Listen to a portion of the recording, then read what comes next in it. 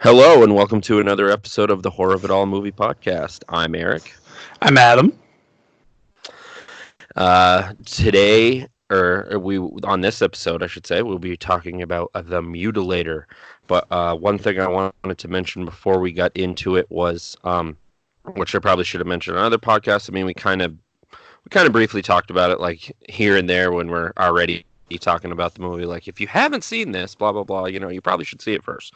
But I wanted to say that, as with a lot of movies that we cover, there's obviously spoilers because we're literally talking about the movie. We're not uh, just little tidbits or anything like that. It's pretty much all in there.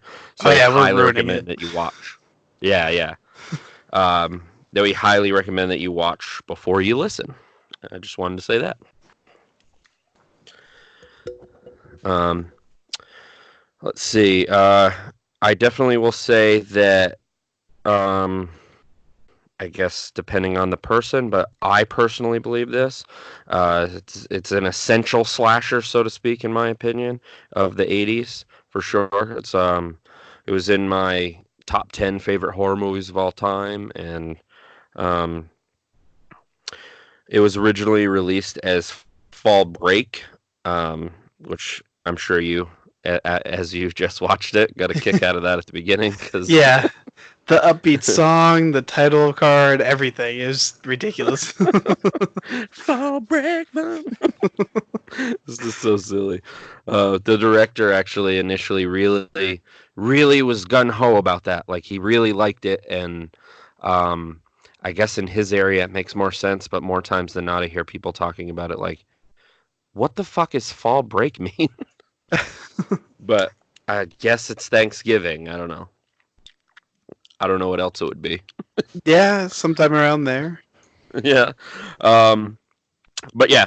Anyway, the Mutilator at one point, like a few years ago, even not too long ago, was definitely a very sought after movie in HD to get an HD treatment because there was just like VHS tapes and very scarce DVDs.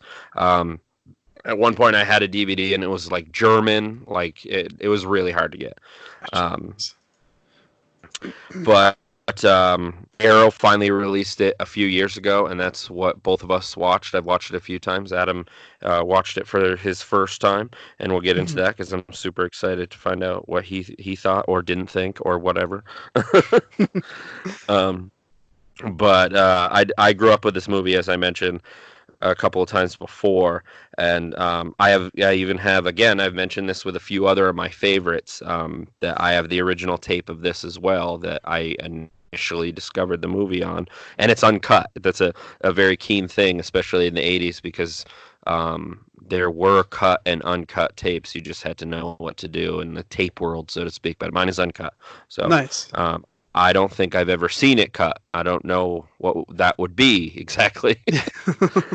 Like uh, probably some of the I would assume probably some of the really juicy stuff, so to speak, is probably trimmed down or cut out. Mm. Um, However, thankfully, Arrow finally released it, and they did an amazing job on it. A there's some good special features. There's a whole like full length documentary on the disc that's really cool. It just goes through like the history from the beginning of Buddy Cooper wanting to make a movie and so on. And I'll get into that after the movie as well. One thing I'll say that was definitely common, that and it says a lot because growing up it did take me out of some movies that were super dark, because on VHS a lot of movies are really dark, and The Mm. Mutilator was pretty dark, but I guess I saw enough to still love it then, so to speak. um, but yeah, another interesting point that I found was when Arrow was releasing it, I believe they announced it and everything, but a little while later they had to put a delay because they found like a pristine uncut 35 millimeter print, and it was at the U.S. Library of Commerce, or Oh, Congress, not Commerce. Yeah, where just movies are stored. So apparently somebody got a hold of it at one point and didn't know what to do with it or how to store it, and thankfully they gave it to them. So jeez. um, Also, I wanted to mention before we get into the movie, the main star is Buddy Cooper, the director, producer, writer. All has also said in the documentary, the kills are the star of this movie. It really is. I mean, the movie's a good movie, but the kills are so good that I get it. And those effects were done by, or in part, he was like the leader of the effects team. His name is Mark Sjostrom, and he also did Evil Dead 2 and Videodrome. So I thought that was cool. Oh, okay. It makes a lot Um, of sense why they're so good. Absolutely. But that's all I have for before movie little tidbits. I got a bunch I want to talk to about after the movie. So if, if unless you have anything you wanted to add, we can get into talking about the movie itself. No, I have nothing. Okay. Well, I'll get right into the movie. As I said, the that's I will say this in the Arrow one. It's the first time I've ever seen it as Fall Break. I've always seen it as the Mutilator, but the original title was Fall Break. So um, I had a little note that said, which I already mentioned, it was like Fall Break dot dot dot Thanksgiving. But anyway, um, but the movie starts with a backstory like a lot of slashers do, which this is a pretty decent backstory. It pretty much explains the movie pretty well why people are acting the way they're acting, like his dad and stuff. But Mhm. um, Ed Jr. is a little boy and he's cleaning his dad's guns for his birthday, and he accidentally shoots. I think it's through a door, right? Yeah, like through Yeah, the kitchen door, and yeah, right through shoots the his mom door. right in the back. Yeah. Ugh. Um, and of course that's an accident. And as soon as it happens, is you see a car pull up outside, and it's his dad. And for a split second there, it almost seems like he's gonna kill Ed Jr. like then, but he was just probably overcome by grief, and he just picked up his wife and almost like he sat on the couch and she's sitting on the floor, and he tried to give her a drink, almost like he's like, yeah, probably don't eat. He's in such shock, he doesn't know what he's thinking, kind of thing. Yeah. Like, would this wake her up or something, um but that's pretty much the backstory. From there it flashes to current day at that time anyway. Mhm. A group of college age people, like a group of friends, three couples, I guess you would say. They're all at a bar just talking, and Ed's dad ends up calling him from like, or leaves him a message, and he wants him to call him from a payphone. And I've heard some people like that threw him off or whatever, but it was the '80s, so he just, that didn't throw me off. Yeah. Um, but he he does call his dad, and he finds out that his dad wants him to close up their lake house, or I guess condo, for the winter. And they when he's talking to his dad, his group of friends are talking, and they briefly mention like what happened in his past a little bit, at least what they knew. And after that, they start talking about what they want to do on fall break. And I love the line of the girl that is like, excuse me, um, she's like, I want to get the high score on the video machine. And every time I see that, I'm like, okay, I get what you're saying, but Yeah. the video machine. Of all the ways to put um, it. yeah. Um, and then yeah, and then pretty much from there, they just Ed comes back, and he's talking about what his dad wants him to do, and they're kind of excited about it, like, hey, let's go there, we can have fun, we can party. Um, and then like a classic horror like type of horror movie stupid line, and he delivers it kind of silly too. I've got a bad feeling about this. Um, and then that from there it kind of goes into the beginning credits and the infamous fall break song, and the credits do last quite a while, it seems, but Yeah. I, I figured you'd think that. But for I'll pretty much stop here because I didn't mention it at the like before I started talking about it. What were your initial thoughts after you watched the movie, other than the silliness and things like the obvious silliness? I liked it. The overall, the only thing that kind of bothered me was a little bit of the filler stuff. Excuse me. But Yeah. other than that, like the kills looked great. Everything was just brutal and bloody. It looked good. Um, Yeah, definitely. yeah, and I like the main character, Ed Jr. He Yep. the actor is Matt Miller. Is that right? Matt Mittler, but Miller. close. Yeah. Okay. Yeah, Yeah. he was one of the ones. It didn't feel like he was like trying. He was doing a good job acting, and it felt smooth Right. and Yes. comfortable. Yeah. Yeah, definitely. Yeah. Uh, some of them it seemed a little bit of a, I don't want to say chore, but Yeah. yeah, he was definitely one of the few in the movie that were he was a professional actor. I think he was mainly like a theater actor. He hadn't done too much before that, but he had acted like so. Mhm. So that's definitely a good thing to point out that he did do a good job. Yeah. Um, Okay, and then from there, after the infamous credits that last for a long time, and then it does. I think it kind of breaks off here. I could be. I think I'm thinking right. And they go to the store to buy some beer, Mhm. and what was his name? I can't remember his name right now, but I'll get to his name later on because I can't remember off the top of my head. He goes in to get beer, and basically he sees this sign that says 10% discount for what was it? Senior discount. Senior, yeah. Yeah, yeah. And then he thinks he is talking him into, well, that's discrimination against me because I'm young. What if I buy 2 6 packs? And this is definitely, is this kind of one of the filler things you're talking about? Like, this is silly. What's the point of this? A little bit, but Little bit, but there's a scene later on that definitely bothered me okay. more than anything. Yeah.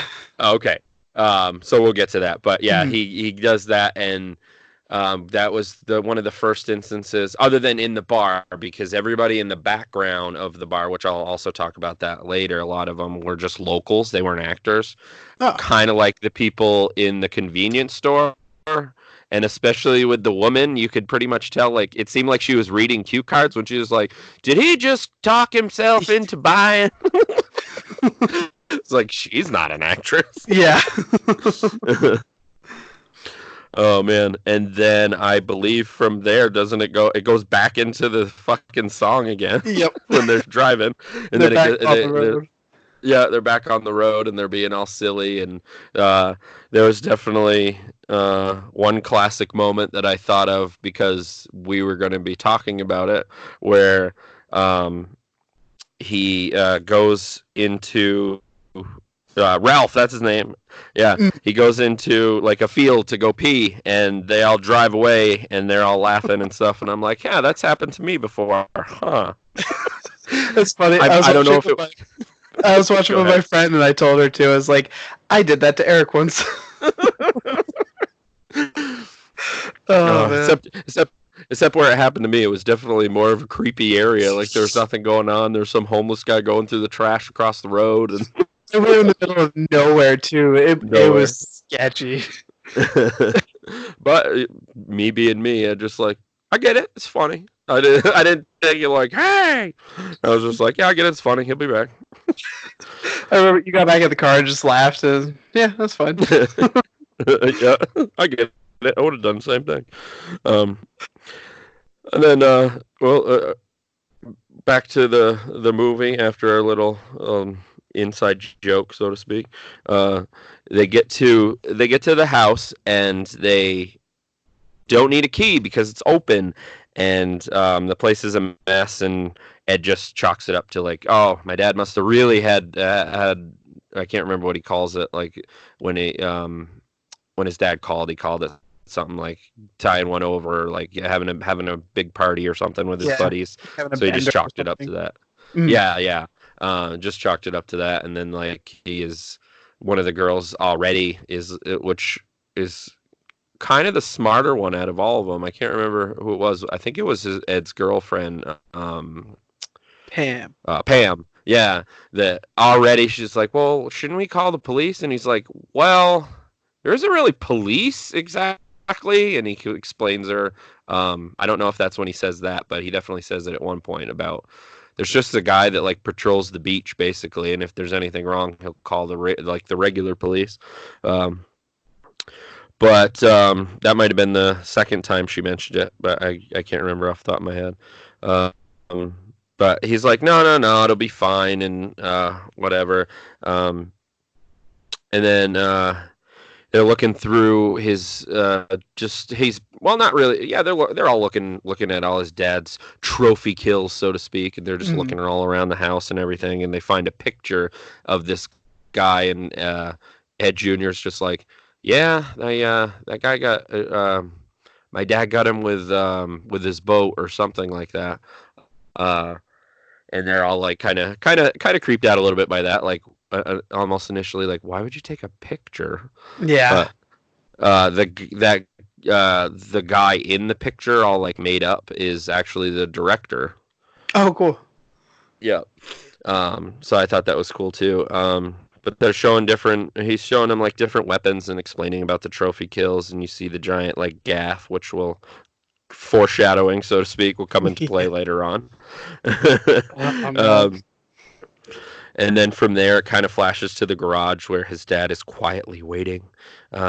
Then it goes back upstairs, and they talk about the mask of a Mayan rain god. I believe that's what they said. Um, and Ed tells him it used to be used in rituals for sacrificing virgin women, or and that's what it is. But I just love sacrifices, like he's trying to be creepy, but Mhm. that was a little silly. Um, and then when they're continuing to look, I could be also there's parts in here because I've seen it so many times. Like I always feel like either I'm jumping ahead when I'm talking about the weapons, but anyway, um, they happen to notice his dad's battle axe, and it's missing, and he just chalks it up to must have been my dad took it home with him for a while, and that's when his girlfriend again suggests about calling the police, and that might have been the point where he explained the guy on the beach. I can't remember. Um, Yeah, I just watched it. I can't remember exactly when. right, yeah, because a lot of this is I'm still at the like the beginning. So, um, and of course, Ed in the garage is holding the battle axe as that's being like a little while bit after that's talked about. It's just still waiting. And he's having dreams about killing his son, except when he was a kid. So he must have been doing this for pretty much since he accidentally killed his mom, I would imagine. Yeah. um, all these different vicious way to kill his mom and everything. I mean, not his mom, his son. Um, but then from then, one of the couples, Ralph, and what's Ralph goes downstairs into the garage where Ed's dad is still holding the battle axe, I guess. And then they try to open the door, and he's hiding there. But at the last second, he's called back upstairs. So it's like, oh no, that's not his time yet, kind of thing. Mhm. So it was one of those, not a jump scare exactly, but sort of like, uh oh, like more edge of your seat, I should say, not jump scare. Um, Type of moment. Then one of the other couples, Mike and Linda, they leave after they eat dinner for a walk on the beach, and they find this like canopy thing. It almost to me, it's a canopy, but it almost reminds me of like a greenhouse type of thing, but it's not because there's a pool. Yeah. Um, and they go to go swimming, and there was a couple of silly lines like. What was it? Like the woman says, he's like, why does it look like that or whatever? And he's like, it's the chlorine. It won't hurt you. And then Mike says, it also it's also probably helps to prevent herpes or something like that. It's just stupid, silly Ah, lines. that's exactly But what you shouldn't say if you're in that situation. yeah, exactly. Um, and then that's that said, and then the rest of the group also um, they go down um, to like the beach and try to find Mike and Linda, which is for a good portion of the movie. Really, they're looking for Mike and Linda. Mhm. It seems seems that way. Uh, but however, Mike and Linda are swimming, where the Linda gets killed and she gets drowned, and her kill to me is kind of lackluster, but that wasn't actually supposed to be her kill. They attempted to do an effect that just wouldn't work for whatever reason. She was supposed to get get shot by a spear gun, which Mm, you would think on the surface sounds like I don't know why they were having trouble, but for whatever reason they did, and it just drowned her. Um, and then where am I here? And then they end up. Oh yeah, I already said that about changing it. And then Mike's still in the water, and he's like looking around, and at the same time you see Big Ed kind of pulling Linda on his back out of the water, yeah. and I'm thinking like how convenient that every time uh Mike goes under the water that that's when they walk up or whatever, like a typical movie thing. Hmm. Like otherwise, how the hell did he not see that happen?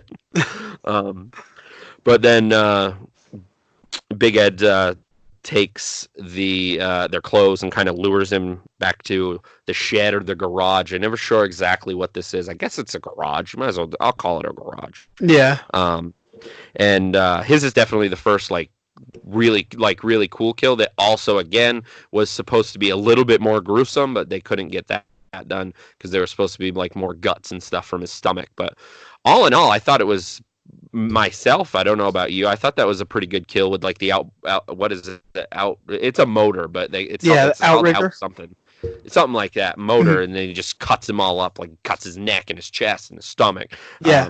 That was a pretty graphic, cool kill. Yeah. Um, I think my only beef with that was the actor, not the kill, because he okay, played it up just a little bit, and I was like, it looks so good though. yeah, true.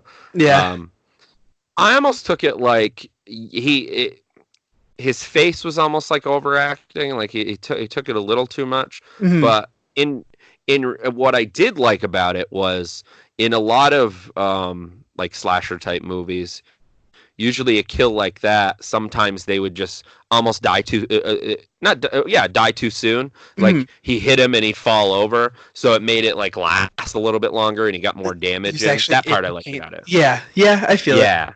But yeah, I agree. His face is definitely what kind of like threw me off, I think.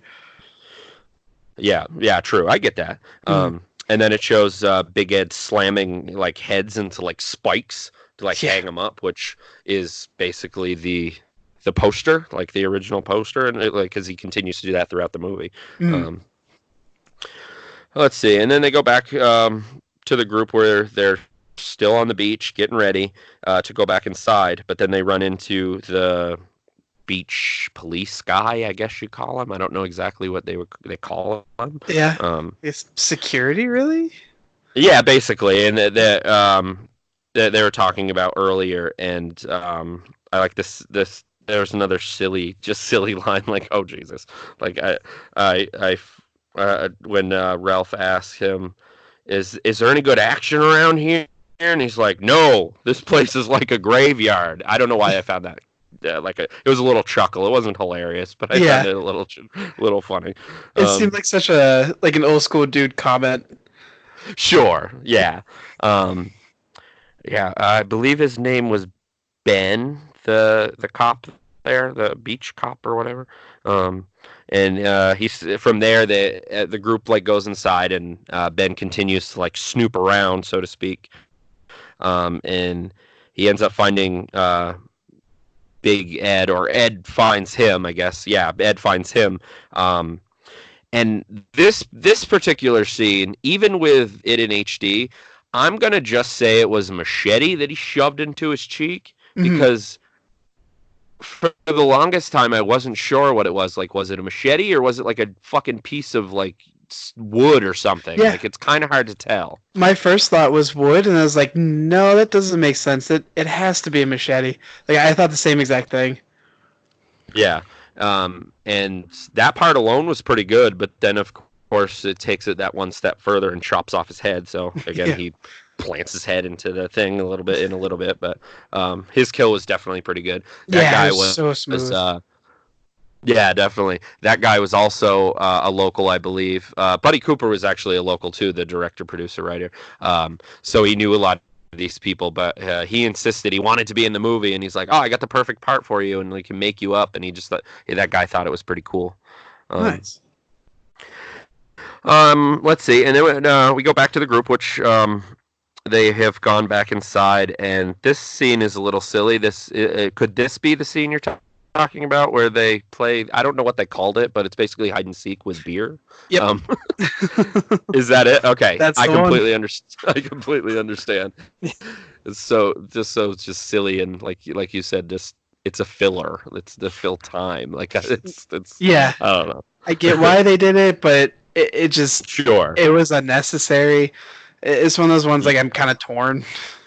Yeah, definitely. Mm. Um, and then Big Ed tries to get inside. I like that little scene where and Sue's in the kitchen and he tries to get inside and she's like nope because she thinks obvious. Why would she think it's him? She just Mhm. like no. She locks him out. Like no, you got to play right or whatever. I can't remember what she said, but um, I like that scene where she locks the door on him. Um, and then they proceed to basically just like when they find each other, they hide under the table, and it's I don't know if I want to call it stupid, but it kind of is. Like Yeah, it's a stupid game. when it threw me off because like everybody's looking for one person, and then when they found her, they hid two with her. Yeah, yeah, I don't. No one taught oh, them the rules. yeah, exactly. Um, I do like the scene though when Big Ed does get inside and they're under the table, like all of them except Ed Jr. And he walks by and they think that it's Ed Jr. So they kind of don't they. One of them like tugs on his pants or something, and you think like something might happen, but it doesn't. And I think this is also the part where right before Ed Jr. finds them. His dad looks like he's like, oh, this is my chance again, and he goes to kill him, and then he's like, almost like shit, and then he just kind of turns around Yeah. and it gives up again, um, and then from there they basically just uh, they get ready for bed, and I love how Sue tells Ralph to lock up for whatever reason, and then he goes. It does that another silly scene that like, but Buddy Cooper insisted on it. He's like, it's funny, I like it, and it's his movie, it's fine, but I never got it. It's almost like a Benny Hill type thing, and it gets all sped up, and like, dun, dun, dun, dun, like he's uh, that was definitely silly. But I like how he goes to tell Ed Jr. what he's doing, and even Ed Jr.'s like, why? There's nobody here. Why are you doing that? But um, but his girlfriend insisted, so he goes to lock up, and um, he he goes outside and kind of does that one final like trying to find Mike and Linda, and he does he kind of find Mike like does he, I can't remember if he sees them like their bodies or not. I can't remember that part, but um, instead of finding Mike and Linda, uh, basically he finds Big Ed in the shed and gets Mm, that like um, it looks like a pitchfork, but I guess they call it like a gig because it separates and stuff. I don't know, but okay. that was a really cool kill. It's just I was basically just talking about Ralph's kill with he got. Oh yeah, you did say something and then it kind of just faded out. That and Yeah, then I yeah, I asked got you what you the thought of that kill and then it kind of faded out. yeah, I got to the when you said what it was, and then it went dead silent. Right. Oh, okay. Weird. But yeah, that I thought that was a pretty cool effect. Like, I mean, it's kind of been done, but they did a good job on it. Like Yeah, right through his neck. yeah, it looked That good. was a And, like pretty good he kill. pushed so hard that it stuck into the wood, and he snapped the handle off. Yeah. Yep. It's like a nice Um, to a kind of typical kill. right. Yeah, that's a good way to put it. Um, following this, Sue goes out to look for Ralph. While in the process, Big Ed gets his giant hook or gaff, as it's called. And Pam gets really nervous and wants Ed to go out and look for everybody and because she keeps hearing things or whatever. But as they're downstairs, like Sue bursts through the door into the house, and they kind of go back upstairs. While Ed and Pam get ready, and she's like, "We're leaving," and but before that, they have to, of course, have that one last look, and Sue finds Big Ed instead of finding, I guess, those, and he like grabs her by the neck and or something like that, yeah, Mhm. and forces her into the garage and cleans off the table, and that's when the infamous scene that I've been talking about and told you about before it. It's before I go into it again, it's definitely. I wanted to kind of get your thoughts on it because it's definitely graphic and you know what's going on, and Mhm. I think they did another great job on that scene. Like, sure, it's intense and graphic, but man, like that effects guy is really good. But of course, I mean, Yeah. he did Evil Dead 2, so yeah. Um, but he proceeds, like, it shows him, like, you don't necessarily see it enter, but you know where it's going, Yeah. especially when he like kind of pulls it up and it comes like through like her pelvis area, and you see the hook. And one of the cool things that the effects guy was talking about that was kind of an accident was, as they would in those days, they'd fill like condoms with blood, Mhm. and when it came out, one of those condoms was hooked to the hook, and it wasn't like an accidental, like, oh my god, that looks really good, because it looked like an intestine because it was so covered in blood, as Mhm. opposed to that. At least that's what I thought, but it was cool because it almost looks like some kind of like intestinal thing. Yeah, um, I didn't even think anything went wrong. It looks so smooth. right, yeah. Also in that scene there was a woman that was part of the crew that, she was fine right up until then, but that scene really hit her pretty hard, and she I don't remember if she got sick or just like freaked out and she had to leave, but that really hit her quite a bit. But from there, in the movie, back to in the movie as opposed to behind the scenes, I just love that incidental, like the kill is brutal enough, but then he Yeah. just proceeds and he cuts off her fucking head. Yeah. Like, jeez, like every time I see it, it's the same thing. Like, Jesus, that's quite the kill there. Like just insult to injury almost. Absolutely. Um, And then, because I did talk about that a bit, but I wanted to add to that one because I talked about it on our favorite horror movie thing. But yeah, and then we go back to Ed with his girlfriend, and they go into the shed to find Sue, and she finds, what was her name again? Pam? Mhm. Yeah. Or no, Sue. No, she found. I always got their names confused. She found Sue. Yeah, Oh, Pam found Pam Sue. Pound Suit. Yeah. Yep. Yeah, yeah. For some reason, I got not the names, but the character like name. I don't know. Anyway, Yeah. uh, It's but she those goes to three-letter shake her, names. and of course, yeah, for some reason. But yeah, and she goes to shake her, and her head just comes off. And obviously, she didn't know she was decapitated, but that scene was Mhm. pretty cool. And then of course, they both start freaking out, and and Ed's freaking out too because he doesn't exactly know what's going on, but it's almost like you have a feeling that this might be my dad kind of thing. But not that it's ever implied or anything, but that's what I would think he would be thinking, kind of thing. Mhm. Um, and then Ed opens the door where everybody else is, like impaled to the wall, as I was talking about before. That was a cool scene. And what what was that? And then they try to hide, and it hits. They do find his dad, but they try to hide a bit, and they come out, and there's like a scuffle and everything, and his Big Ed knocks out Ed Junior. It seems for like a minute, and um, Pam tries to like help him or whatever, but that was another pretty good effect. Like, it wasn't a kill, but like it just seemed like so real when he that spike of the I'm back with the gaff in my head of the battle axe, like just went right into his leg. Yeah. The an interesting thing I also found out about that in the documentary was if you watch it, and it's done so well that you don't notice unless like well you find out about it. Um, before they went like it before it was like action. Um, he was Buddy explained to the guy who plays Big Ed what he wants him to do, how he wants to stab him in the leg and stuff, and he's like this, like right here, and all he does is poke him, but he pokes him just right.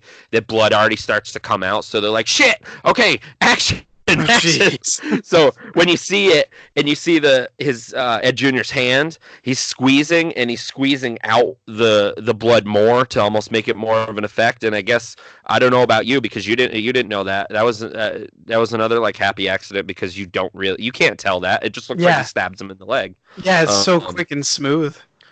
yeah, definitely. And then Big Ed goes after his girlfriend Pam. Pam, I remember now. Pam.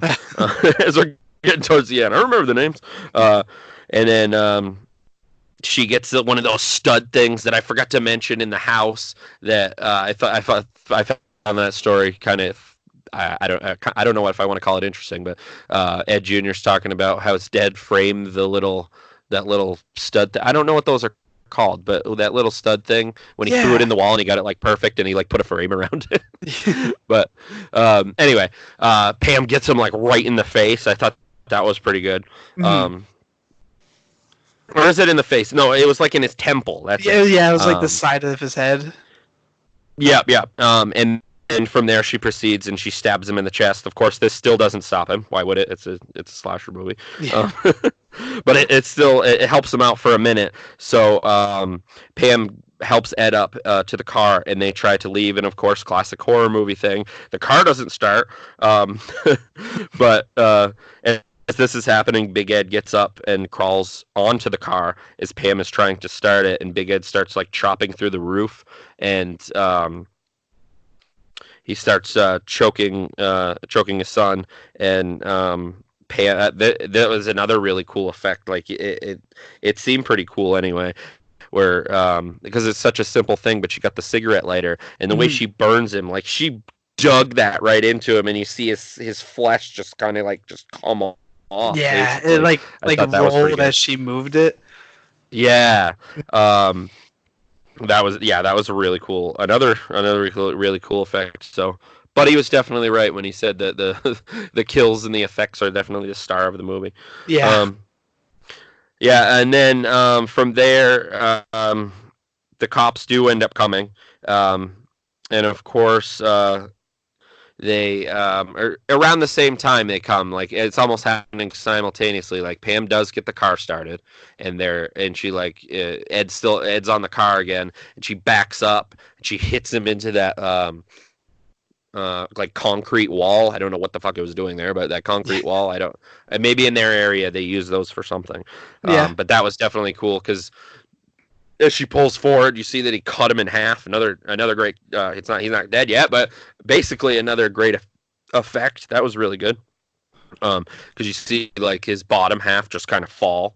Mhm. Um, and then as that's happening, the cops come over, and he still has Big Ed still has the battle axe in his hand, and he chops the guy's leg off. Which I also found an interesting thing on that effect was the cop actually was missing the lower half of his leg, so it worked perfectly. Like him Oh, cutting it nice. off. Like in real life, he was yeah, it was like a war wound kind of thing. Mm. But I thought that was cool. Um, and I kind of plowed right through the movie. I didn't expect to talk about it that fast, but it was that fresh in my mind. So, was there anything that I really missed, or did I pretty much talked about the movie? No, you got everything. Yeah, because pretty much after that, it's there's nothing really else happens. If it shows Ed Junior in the hospital with Pam, and Mhm. they seem okay. I mean, even the nurse says she's no, but she's the same or whatever. But she seems fine. She just seems like maybe she's in shock or something. But Yeah. um, and again, I don't know how I just did all that. I guess I've seen it enough times, and I kind of used notes, but I didn't expect to plow through it that quickly. Yeah, And no, so you nailed it. That was perfect. nice. Thanks. Yeah. That was the Mutilator.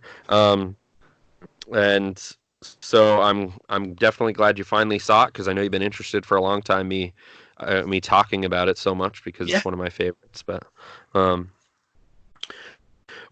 I know it's still fresh, so it might be easier than some because we've been doing like star ratings. If you had to say, what would you give it out of 5? Oh, it's tough Yeah. because I'm picky for some reason. Hmm. um, I definitely liked it. I'm definitely glad I bought it. I will Yep. rewatch it. I'd probably give it a 4. Yeah. Solid 4. Yeah, Yeah, for yeah, sure. a solid Uh, 4. I Yeah, the filler's the only thing that like really got to me, and I don't know why I let it get to me because I mean that's a typical thing. sure. Um, but no, no, I get it. I was kind of tossing between like 4 and 5, so I just went with like a 4.5. Like, there's definitely some things like you said that are a little silly or this or that, and I mean it kind of adds to the charm. But Yeah. I was surprised when I thought about it because I've never thought about rating the movie, surprisingly, which Oh. I do that with a lot of movies. So I know it's weird that I haven't really thought about it, but I don't think it's necessarily perfect enough movie for me to give it a 5 as much as I do love it, but it's really the kills that make the movie and the Yeah. effects. Yeah, um, definitely. Everyone that was like, "Oh, that looks so good."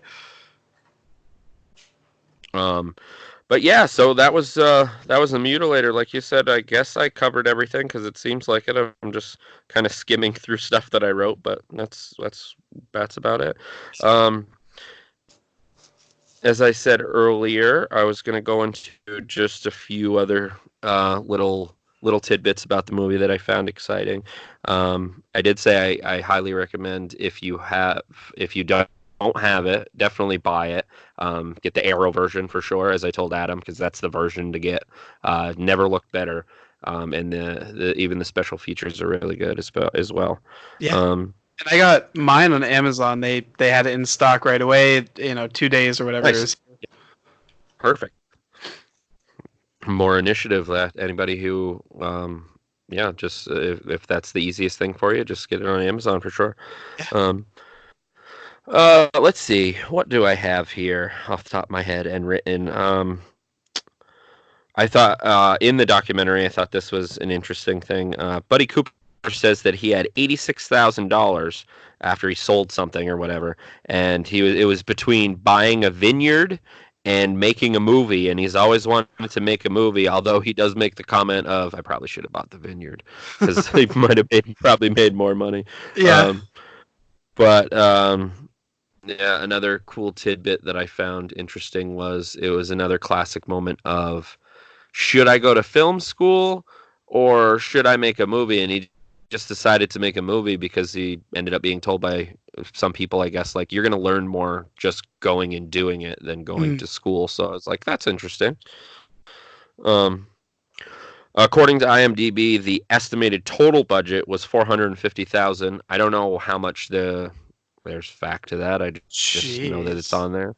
In the end, like, it went from that to that, but I do know they had um, it says it on IMDb, but that's the only place that I see it. But usually they're a pretty good source. That's where you go. Yeah. Did you have a chance to look up anything, or you pretty much just watched it and got on? No, I looked through the trivia as I watched. Okay. Yeah. I was just curious because when I went through it, I didn't know if there was anything you wanted to mention. The only thing that I was really going to mention was and I was going to say when you were talking about the pool, they added milk to make it a little more cloudy. Hmm. Um, just so it made it easier for the Big Ed to like hide in the water. Yeah, yeah. So, yeah. Some people in the crew didn't really understand that, but I kind of get it. Like, Yeah. yeah, like you said, that to make him better and hide in the water. Um, um, Go ahead. If were you saying something? Oh no, that was it. Oh, That was the only one that like really stood out. yep.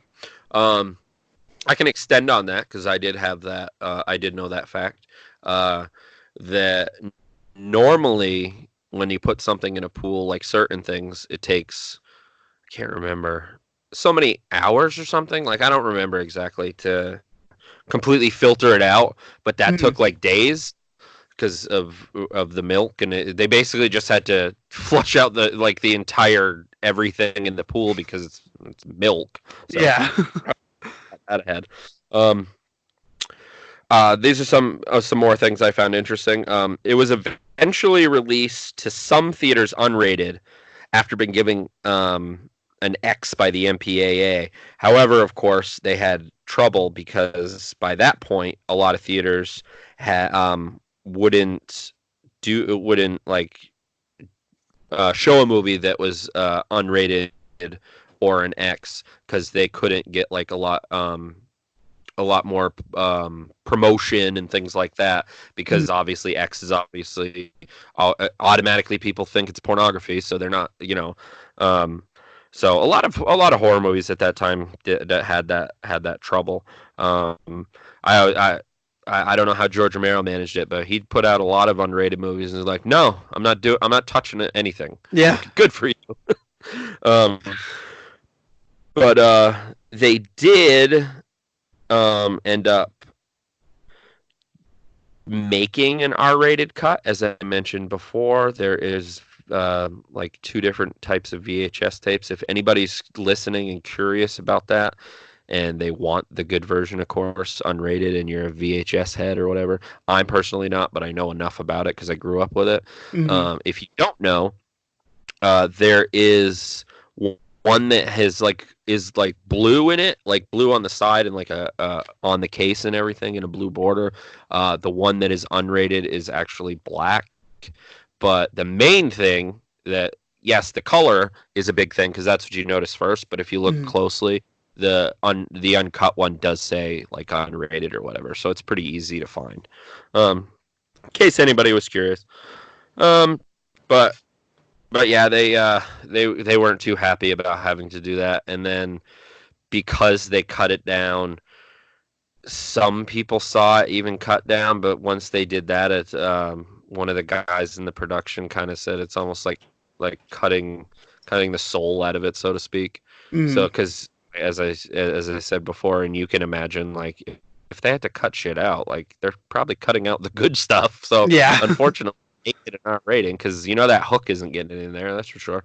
Yeah. Um, Scene is in there. I've never seen it, but I saw like clips. But instead of showing, I believe I could be wrong, but I believe it would just make sense. Instead of showing the hook like coming out, they just focus on like their faces Mm. instead of actually showing the hook. But anyway, um, I got a kick out of the. I don't know if you noticed the production company. It's the name of the production company is OK Productions. It's just called OK. I I didn't thought catch that that. OK Productions. Um, that was just a little thing. I thought this was cool. Buddy Cooper, again, the director, the writer, the producer. It's his baby. It's his movie. I'm also friends with him on Facebook. I thought that was kind of cool. I found him randomly from a group, and he accepted my friend request. So I was like, nice. Nice. But anyway, he had a lot of family in the movie. Like in smaller roles, like Ed Jr. when he was a little boy. That's Buddy's son. Oh. Um, the one who played the mom that got shot. That was Buddy at the time's wife. Um, her only stipulation was, sure, you can do that, you can shoot me, but I don't want any lines. I don't want to have to learn anything. And he was like, okay. I thought that was funny. Um, who else? There was a couple at that quick scene. Like you wouldn't even notice it because it's in the background. But I've seen it enough times, and they talk about it on the documentary. Even though I kind of knew this part, when Ralph is trying to convince him, which that's one scene that I didn't talk about, where Ralph is trying to convince him, like, "Oh no, we can't go because of blah blah blah," and his girlfriend comes out like, "What are you talking about? Get in the car!" Like I didn't mention that part. But while that's happening, a group of cheerleaders go by, and one of the Mm. cheerleaders was one of Buddy's daughters. Oh. Um, Also, around that scene, I believe you see an older gentleman come out of the door, after they're talking. He's like a professor or something. That's Buddy's dad. So he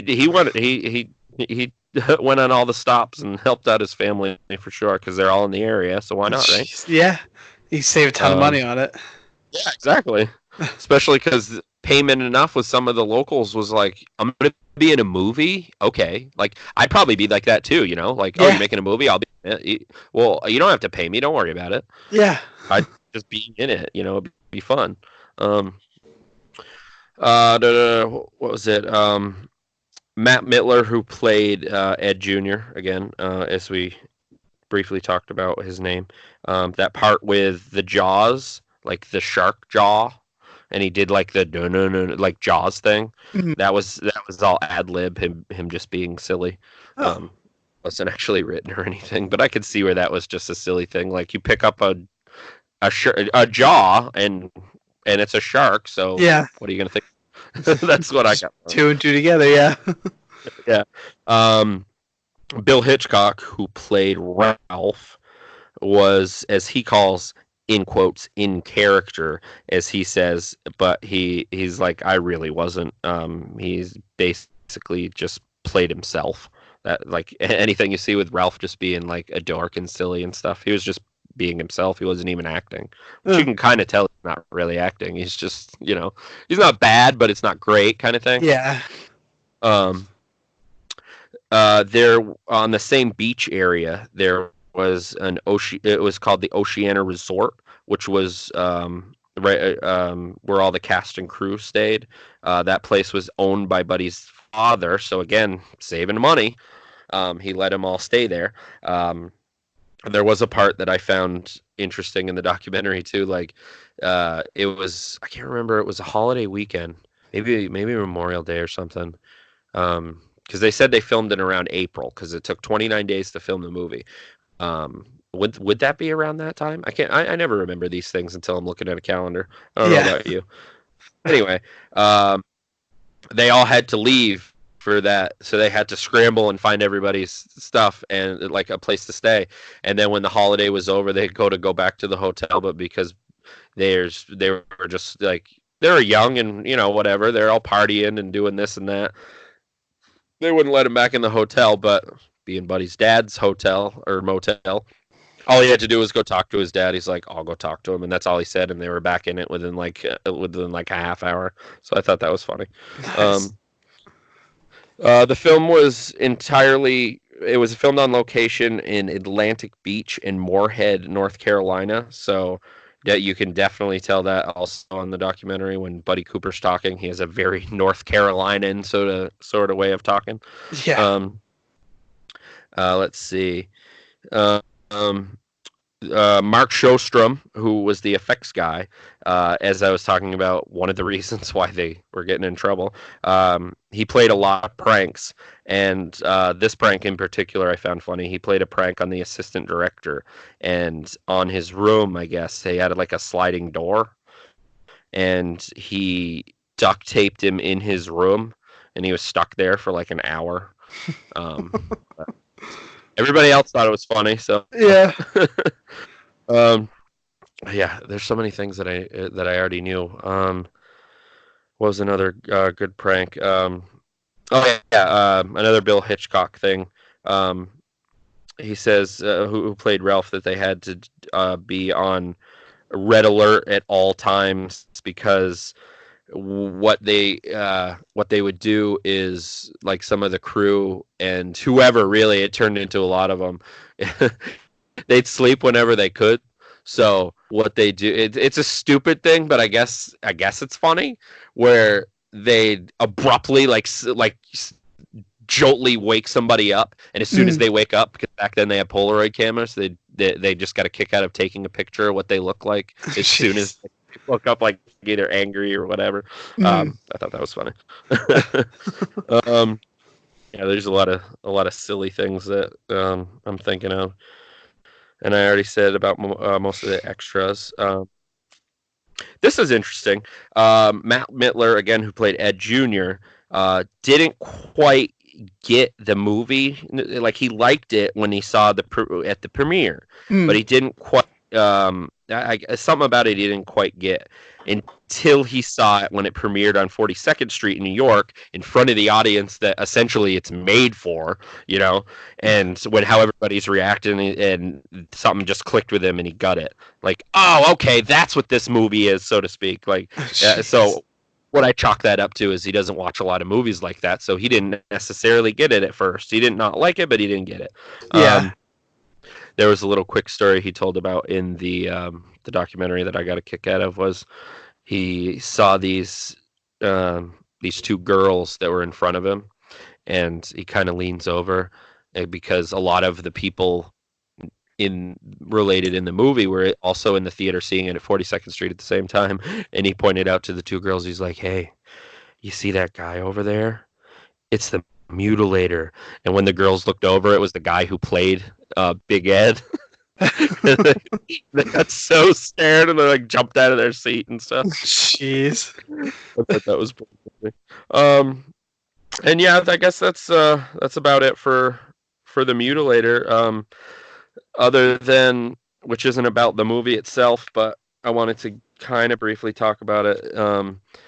There's been not really, I guess, talk amongst people because it's been like posted on Facebook, and I guess it's legit because Buddy's the one who did it, but there's this thing that was been going around about a Mutilator 2, and I don't know how Oh, I feel about it, especially all this time later. I might check it out, but yeah. I don't even think it'll be the same because there's just something about that look of older movies like that like I don't want to say grime, but like I know the word I'm looking for, but anyway.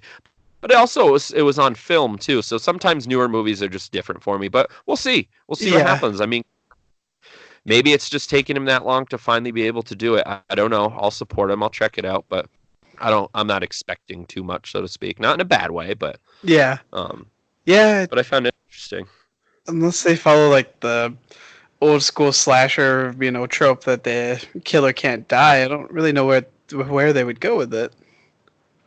I don't know either. I mean, they talk about it a little bit in the documentary, but I won't go too much into that. Like, not about they were talking about at that time because this was a few years ago about a Mhm. possible sequel. Now Mhm. it's actually supposed to happen, so we'll see. I don't know what exactly, like you said, that's what I'm thinking. What will that will entail? I don't Yeah. know. Um, we'll see if it even is able to happen. But Yeah. um, I very surprised how much I plowed through this, but it's pretty much an hour we're up to. So Yeah. I feel like I'm forgetting something, but I don't think so. Like you said, I pretty much got all the key points in the movie. So Yeah. No, it felt good.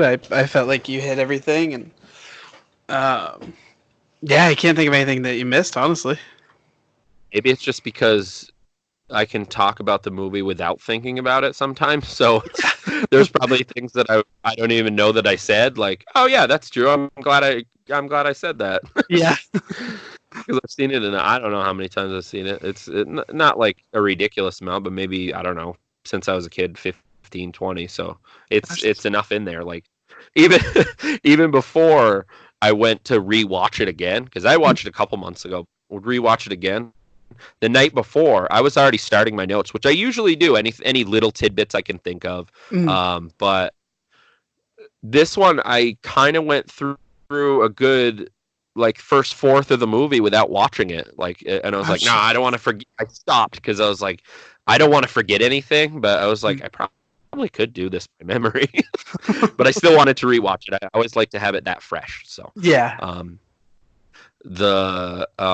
if there unless there's anything else you wanted to say, there was one more thing I was going to say, and like I say before the other times, we'll call it a podcast. Yeah.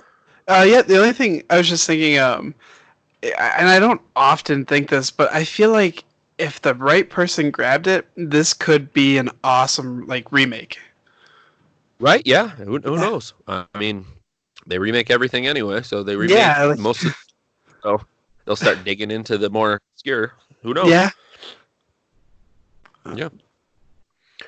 Um, the last thing I will say that I'm surprised I didn't mention was the infamous tagline.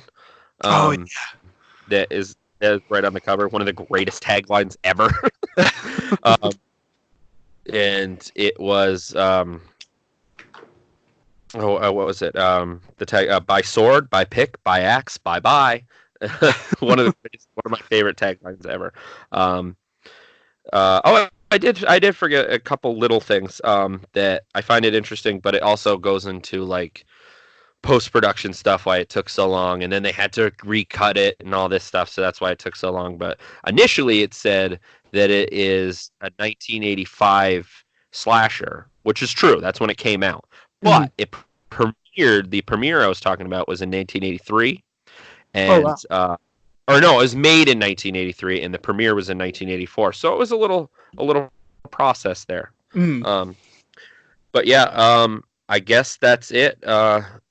Like I said, this has been the Mutilator. It was fun. I'll know more what I said when I review it, but it's so ingrained in my brain that.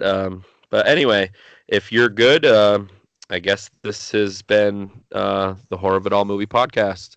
I'm Eric, I'm still Adam. and we will see you. Well, not see you, but until next time. Bye. Bye.